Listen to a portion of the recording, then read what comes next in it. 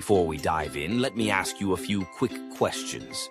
When was the last time you finished a hearty meal and felt truly energized instead of sleepy and bloated? Have you noticed the pickle jar test getting harder each year? Grip a little weaker, lid a little tighter? And if you stepped on the scale tomorrow and the number hadn't changed, would you know whether you'd lost muscle and gained fat underneath? Those little surprises creep up after 50, but they aren't destiny.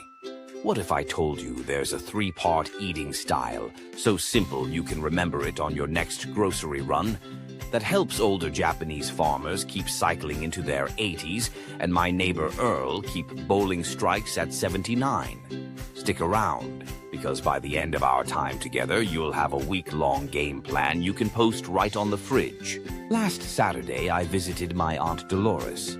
She's 72, lives alone in Ohio, and still tends a tomato patch big enough to supply half the neighborhood. Over coffee, she said, "Honey, I don't eat like a rabbit, but I sure don't want to grow frail." Her doctor had warned her that folks over 50 lose 1 to 2% of their muscle every year, unless they fight back. "So what do I eat?" she asked. I pulled out a napkin and wrote 3 letters. PPP, protein, phytonutrients, probiotics. If every plate that hits your table checks those boxes, you're already ahead of the curve. She laughed. I can hardly pronounce that second one. But by sunset, she was texting me photos of a rainbow salad topped with grilled salmon and a side of kefir. That napkin trick works. Let's unpack the story behind each P so you can scribble your own napkin by dinner. The first P. Imagine your muscles as a brick house. Each brick is a bit of protein, and the mason laying those bricks is a little compound called leucine. Past 50, the mason goes on half speed unless you deliver enough bricks and enough leucine at every meal. Picture 25 grams of protein. That's about the size of a deck of cards worth of fish, chicken, lean beef, Greek yogurt, or a cup of cooked lentils. 3 of those servings spread through the day light up muscle-building switches far better than 1 giant steak at night. Now let me introduce Walt, a retired mailman who joins our church walking club. Walt thought protein shakes were for bodybuilders. After we measured his grip strength, lower than the ladies in the group, he agreed to try the 25-gram rule.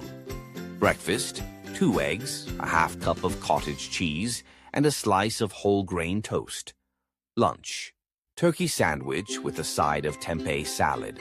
Supper, baked key over brown rice. 6 weeks later, Walt carried his granddaughter's suitcase up 3 flights without huffing. Moral? Muscles don't care about your age. They care about supply and timing. Okay, protein lays the bricks, but who keeps the construction site rust-free? Think of cutting into an apple and leaving it on the counter.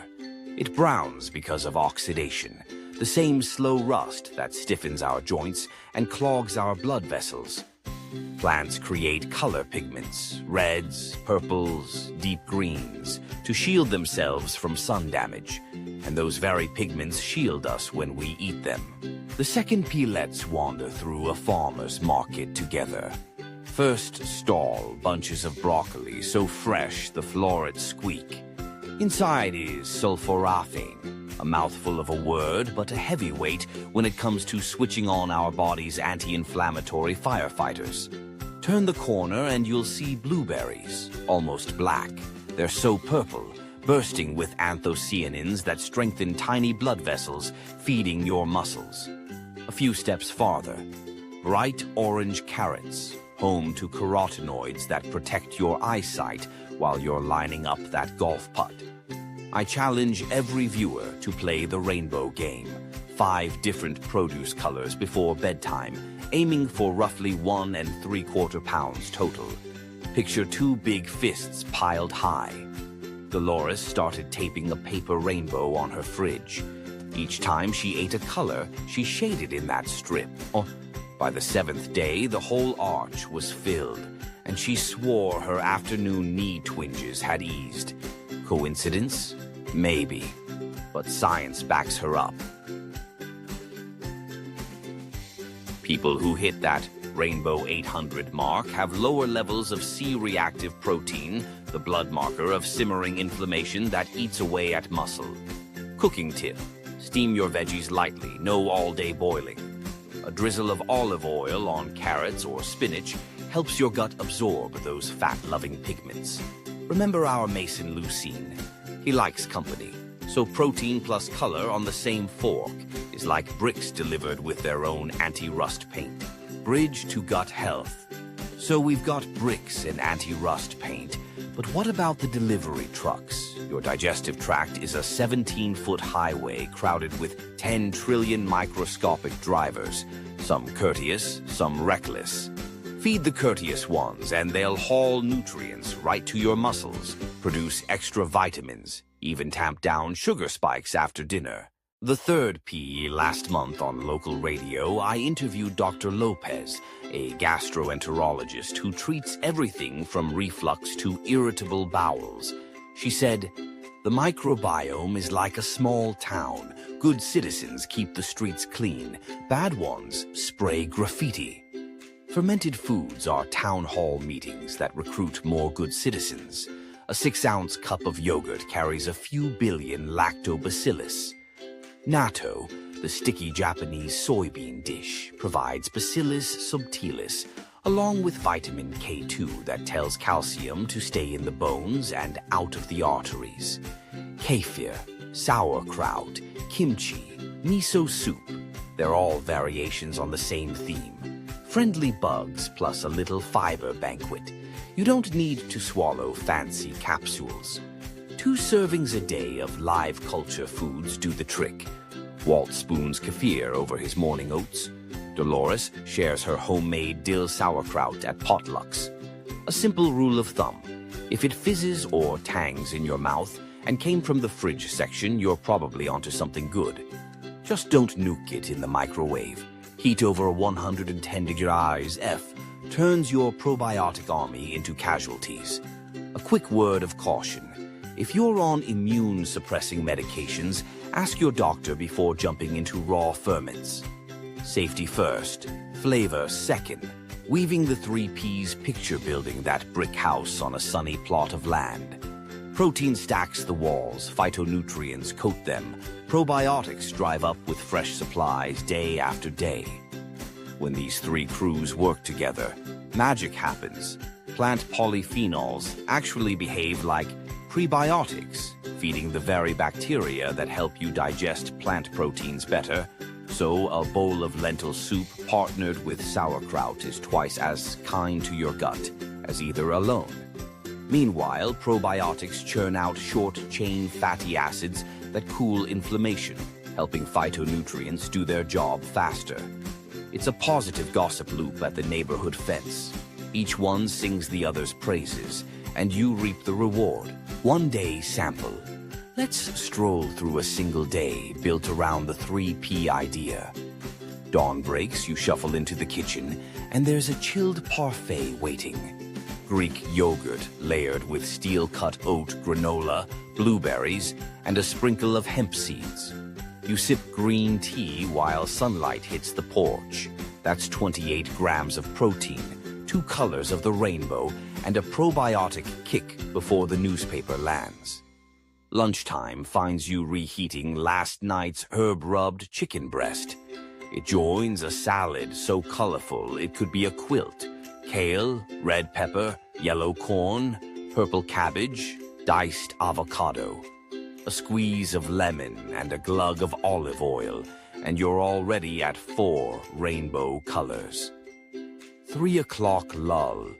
Brew a mug of genmaicha and bite into a crisp apple with a smear of almond butter. Polyphenols meet healthy fat. Blood sugar stays tame. Supper smells like the coast. Salmon sizzling in a cast iron pan. Next to it, tempeh cubes caramelizing with garlic, a bowl of miso soup steaming, and brown rice fluffing in the cooker. 5 minutes before you sit down, toss broccoli florets into the pan so they stay emerald green. You're ending the day with another 30 grams of protein, your 5th produce color, and probiotic miso to boot. Maybe you like a little something before bed? Pour a glass of kefir, add a dash of cinnamon, and you're done. Muscles supplied all night, gut bugs purring like kittens. Shopping Saturday. The hardest part is stocking the pantry. I like to turn shopping into a treasure hunt. On Saturday morning, I hand myself a list with only categories, not items. 3 animal proteins, 3 plant proteins, 5 produce colors, 2 fermented foods. That gives me freedom to pounce on sales. Maybe the fish counter has a deal on tilapia instead of salmon. That's fine. Tempeh out of stock. Grab canned black beans and a jar of kimchi. Dolores tells me she saves $20 a week using this flexible list because she's no longer tied to rigid recipes. When you get home, spend 10 minutes prepping the rainbow. Wash berries, chop peppers, steam a batch of broccoli, portion yogurt into jam jars. The easier healthy food is to grab, the less likely you'll wander toward the cookie shelf during late-night TV. 7-day challenge. If all this sounds like a mountain, here's a stepping stone path. For 1 week, check 5 boxes every day. 25 grams of protein each meal, 5 produce colors, 2 fermented servings, 2 liters of water, and a 1-line note about how your belly feels. Put that checklist on your fridge door. At the end of the week, notice which joints ache less, whether your bathroom scale stayed the same, but your belt notch tightened, whether you slept a touch deeper. Momentum builds fast when you track tiny wins. Now, a quick but important word. I'm your friendly guide, not your personal physician. If you live with kidney disease, gout, or you're taking immunosuppressants, run these ideas past your healthcare provider before cranking up the protein or diving into raw ferments. Some fermented foods pack a salty punch.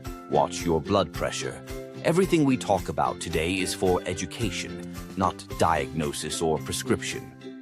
Aunt Dolores texted me yesterday. Got my rainbow, carried manure bags to the garden with no help. Muscles felt young again. That message made my day, and I hope in a few weeks one of you sends me something similar. If today's chat lit a spark, do me and yourself a favor. First, hit that subscribe button so you don't miss next week's video on joint-friendly resistance bands. Second, tap the like icon. It tells YouTube to share this with other folks who'd rather stay strong than settle for creaky.